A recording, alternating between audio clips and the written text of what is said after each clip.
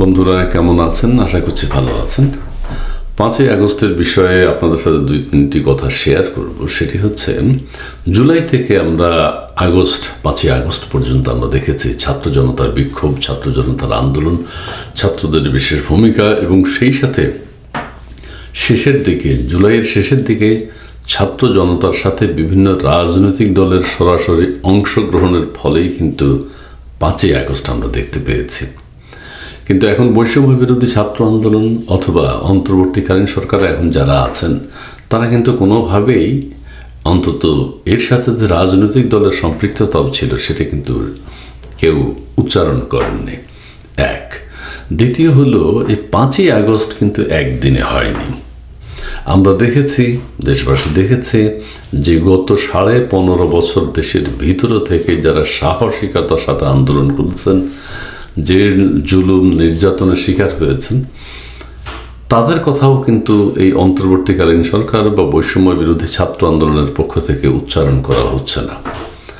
আরেকটা জিনিস যদি আমরা দেখি সেটি হচ্ছে দেশের বাইরে থেকেও, বিশেষ করে মার্কিন যুক্তরাষ্ট্র, কানাডা, ফ্রান্স, ইংল্যান্ড, মালয়েশিয়া বা অন্যান্য দেশ থেকেও যারা এই গত 15 বছর 16 বছর যাবৎ কথা বলেছেন, সরকারের বিভিন্ন কর্মকাণ্ডের সমালোচনা করেছেন অথবা রাষ্ট্রবিরোধী যেসব কাজ করেছে সরকার বা করতে চেয়েছিল সেগুলোর তথ্যপত্র সহ যারা উপস্থাপন করেছেন, তাদের কথাও কিন্তু অন্তর্বর্তীকালীন সরকার অথবা বৈষম্য বিরোধী ছাত্র আন্দোলনের কেউ কিন্তু প্রকাশ করেননি বা উচ্চারণ করেননি তাদের নামটিও। অথবা দেশের বাইরে থেকে যারা ভূমিকা রেখেছেন অন্তত তাদের কথাটা একবার স্মরণ করা, তাদেরকে শ্রদ্ধা জানানো যে আন্দোলনে তাদেরও ভূমিকা আছে।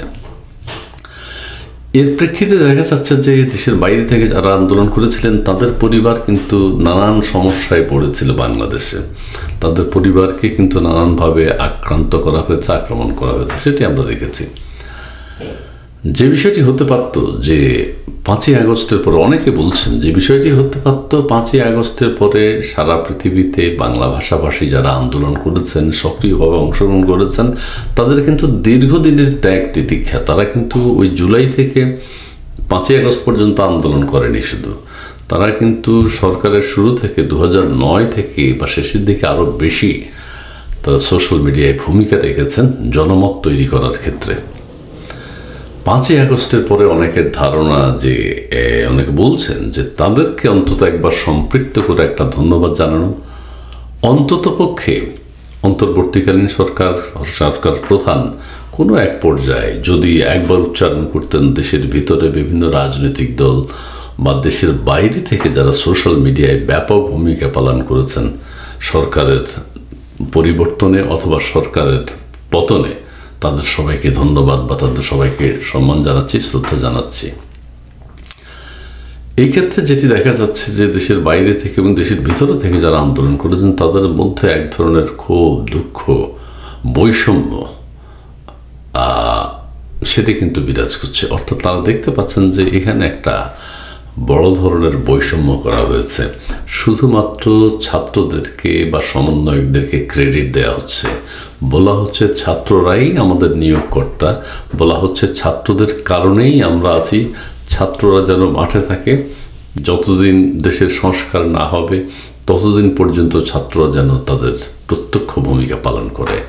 তার মানে হচ্ছে বাংলাদেশের ভিতরে থেকে যারা এতদিন রাজনীতি করেছেন, সরকারের সমালোচনা করেছেন, আলোচনা করেছেন, রাজপথে ছিলেন, জেল জুলুম হুলিয়া উপেক্ষা করেও সরকারের বিরুদ্ধে কথা বলেছেন, দেশের বাইরে থেকেও যারা কথা বলেছেন তাদেরকে সেভাবে মূল্যায়ন করা হয়নি। অনেকে বলছেন যে অন্তর্বর্তীকালীন সরকারের শুরুতেই বৈষম্য বিরোধী ছাত্র আন্দোলনের যে ফল, রাষ্ট্র সংস্কারের কাজ, সেই সংস্কারের ক্ষেত্রে শুরুতেই বড় ধরনের একটা বৈষম্য দেখা দিয়েছে। যাই হোক, সবাই ভালো থাকবেন, সুস্থ থাকবেন, সুন্দর থাকবেন, বাংলাদেশের মানুষ শান্তিতে থাকুক, সুখে থাকুক, এটাই আমাদের সবার প্রত্যাশা। ধন্যবাদ।